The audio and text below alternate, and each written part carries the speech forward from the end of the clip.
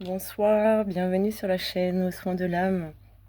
Alors ce soir là, depuis quelque temps en fait, je pensais vous partager, j'avais envie de vous partager une lecture qui m'a personnellement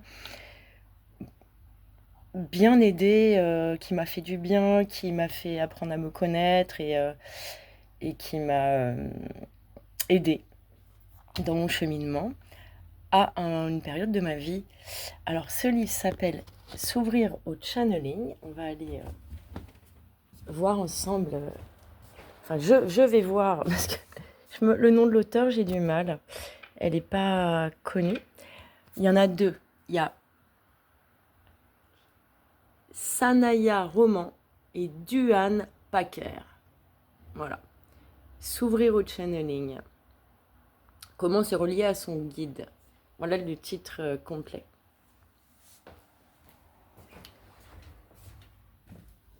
Et alors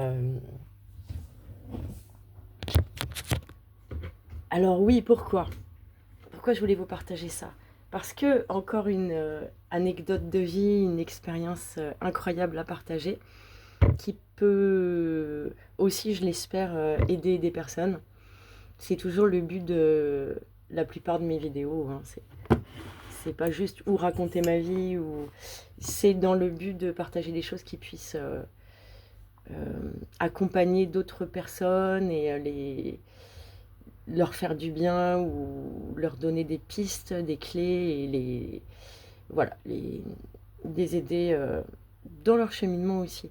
Du coup, moi, donc c'était il y a plusieurs années, et dans ce livre, il fallait que je le relise, mais il y a une partie où, bon, moi, c'est une période où je testais, du coup, je sentais, où j'avais eu des confirmations, que je percevais, que du coup, je canalisais certaines informations au niveau médiumnique, qu'on appelle clairvoyance, canalisation, euh, channeling. Voilà, channeling, c'est le mot anglo-saxon. Mais comme je suis quelqu'un qui... j'ai bien les pieds sur terre et la tête dans les étoiles, en fait. Donc je suis quand même j'ai un côté très terre à terre, où j'aime bien aller valider, aller confirmer, pour ne pas me percher et puis ne pas me faire balader par toutes les énergies ou les esprits qui se baladent un petit peu partout. Donc c'était en fait pour valider ce que je percevais. Et oui, ce livre est génial. Il y a une partie où elle propose un exercice. Du coup, il y a de la respiration. C'est comme une auto-méditation, auto-hypnose en fait. On devient conscient de chaque élément dans la présence. Voilà. Euh, des choses que je connaissais, mais qui m'ont permis de le retravailler. C'est toujours pareil, il suffit pas de... C'est important d'aller travailler, explorer et approfondir des choses qu'on sent au départ. Donc là, l'exploration et l'exercice proposé, c'était pour aller connecter son ange gardien. Alors déjà, moi, l'ange gardien, j'y croyais... mais moi, j'ai pas d'éducation religieuse. Les anges, j'avais plutôt une vision pas super positive, en fait, parce que j'avais une vision, je pense, liée à l'inconscient collectif, des anges, en fait, la version chrétienne ou catholique, donc très collée aux religions. Et puis, du coup, avec tout ce que ça inclut dans mon esprit à moi. Donc, c'était pas super. Voilà. Et d'où les petits chérubins, en fait. Mais vraiment pas positif. Pour moi, c'était pas positif. Mais ça m'a complètement, cette expérience m'a complètement changé, parce qu'en fait, j'ai suivi le processus. J'ai connecté une énergie, mais que je connaissais de toujours, comme ton meilleur pote qui t'a jamais quitté de toute ta vie, ou un truc incroyable. Et vraiment purement énergétique et purement dans le ressenti, quoi. Et du coup, dans l'exercice, elle proposait d'aller lui demander son nom. Alors moi, j'avais déjà mes a priori. C'était que, déjà, pour moi, ils n'ont pas forcément... Tous les esprits n'ont pas forcément un nom. Ils peuvent donner un nom pour nous faire plaisir ou pour se faire reconnaître. Mais bon, j'ai suivi, je me suis prêtée au jeu, j'ai suivi du coup. Et du coup, je lui ai demandé son nom. Alors j'ai eu un nom qui m'est arrivé, que je ne connaissais pas du tout. Un mot, je me suis même dit, t'es en train d'inventer n'importe quoi, comme dans pas mal d'expériences comme ça je note, mais après je vais chercher parce que je me dis, mais là c'est n'importe quoi, ce mot-là il veut rien dire et t'as encore inventé un truc. Ça c'est le cerveau gauche qui veut toujours tout rationaliser, qui va même vous rationaliser des expériences de incroyables, extraordinaires que vous vivez et à finalement tout réduire à c'est rien ou c'est du hasard. Donc là voilà, je l'ai quand même noté. Et en fait, quand je suis allée chercher le mot, déjà, il existe, c'est un prénom, je crois que c'est du latin. Il existe, tel que moi je l'ai vu, donc tel que je l'ai cherché. Et en plus, il signifie quoi? Le noble ami. Non mais et qu'est-ce qu'il n'y a pas plus beau pour le nom d'un ange gardien que le noble ami? Le noble dans le sens, la noblesse de cœur et d'âme, pas noble... euh, voilà, pour moi c'est la noblesse de cœur, de valeur. Et j'ai trouvé ça incroyable, franchement incroyable. J'étais bluffée par le truc en fait. Allez, je fais mes tests depuis toujours moi.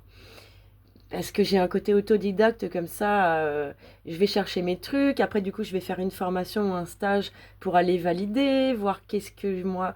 C'est comme ça qu'en fait que j'apprends, j'évolue, je me découvre, je peaufine ou je travaille mes sensibilités ou mes capacités extrasensorielles. Voilà, c'est pas des dons. On est plein à avoir on a tous ces capacités. Après, à plus ou moindre degré, et le tout, c'est d'aller le bosser, quoi. Mais donc, voilà. Et il y avait dans ce bouquin, il y avait un deuxième exercice qui était du coup d'aller contacter un guide supérieur, un guide spirituel principal, parce qu'il y en a plusieurs. Donc là, pareil, je me connecte et tout, et pareil, il y avait à lui demander son nom. Donc, eh ben, là, je vais vous le dire, j'ai eu un nom, c'était Léo. Alors, je me dis Léo, pas Léon, Léo, Léo. Je me dis Léo, bon, c'est n'importe quoi. Je sors un truc à la con. Mais bon, j'avais bien ressenti la connexion et j'avais bien ressenti aussi ce qui me transmettait. En langage non subtil, donc en channeling, en canalisation. Et ben, je suis allée chercher aussi, du coup, Léo est né Léo. Ça veut dire l'homme de cœur. Je savais pas, moi, ça. Et en fait, je trouvais ça magnifique aussi pour un guide, l'homme de cœur. C'est waouh. Donc, en fait, voilà. Et pour approfondir ou préciser voilà, tout ce qui serait de l'ordre des canalisations pour les personnes, du coup, cette vidéo s'adressait plus aux personnes qui cherchent à travailler leur canalisation, leur médiumnité, leur contact, leur ressenti subtil, leur capacité extrasensorielle. J'ai envie de dire que du coup, en fait, vous pouvez être plus sûr en fait que c'est une vraie information qui arrive, une vraie canalisation, quand en fait vous ne connaissez pas l'information. Parce que ça peut pas être le cerveau gauche qui vous ressasse quelque chose de votre mémoire. Quand c'est quelque chose que vous ne connaissez pas, vous ne connaissez pas le mot, le terme, vous savez même pas ce que ça veut dire. Voilà, je dis pas que c'est 100% juste et que du coup c'est pas je ne sais quelle entité qui vous balance l'info, mais c'est quand même voilà, l'autre guide, l'autre process à suivre, ce serait le ressenti. En plus de l'info, comment je me sens. Une entité néfaste ou enfin néfaste. Le mot il est bidon. Non mais qui ne serait pas des plans supérieurs. Voilà, ben ça va vous vider, ça va vous pomper, ça va vous flatter, vous dire que vous êtes un grand élu, que vous avez une grande mission, et puis du coup, elle peut vous donner des bonnes infos. Mais en fait, vous allez vous sentir hyper flatté déjà. Attention au cirage de pompe spirituel, j'ai envie de dire, qui vient forcément du bas astral ou des entités pas bien intentionnées. les entités des hauts plans, elles vont pas vous cirer les pompes, elles en ont rien à la fiche, quoi. Et du coup, il y a comment vous vous sentez, vous, est-ce que vous vous sentez vidé ou rempli et en expansion et rayonnant. Voilà. Voilà, bah pour tous ceux qui cherchent des lectures inspirantes et qui sont sur cette voie, voilà, j'espère que ça conviendra à certains et pas à d'autres, hein, c'est comme tout. Mais franchement, j'avais trouvé bluffant ce bouquin. Parce qu'en plus, c'est un livre, mais oui. Et moi, dans mon expérience et puis dans ma pensée, un livre, c'est bien, c'est des informations. Mais après, il y a, alors, on va mettre tout ça en pratique et ça donne quoi? Parce que moi, j'aime bien quand ça touche la matière, en fait. Mon dada à moi, c'est de relier les plans invisibles avec les plans visibles. Si ça peut pas toucher la matière, si ça peut pas devenir visible dans la matière, ça m'intéresse pas, en fait. Je vois pas l'intérêt. Ça doit pouvoir avoir un sens ici et maintenant dans nos vies d'être incarnés. Et oui, donc moi je doutais beaucoup, voilà. Liser un livre, c'est bien mignon, mais ça reste un livre, quoi. Mais si on fait les exercices sérieusement, réellement, en se donnant totalement à l'exercice, moi j'ai trouvé que ce bouquin avait du potentiel. Voilà. S'ouvrir au channeling, je sais plus les noms des autrices, c'est traduit en français, c'est pas français.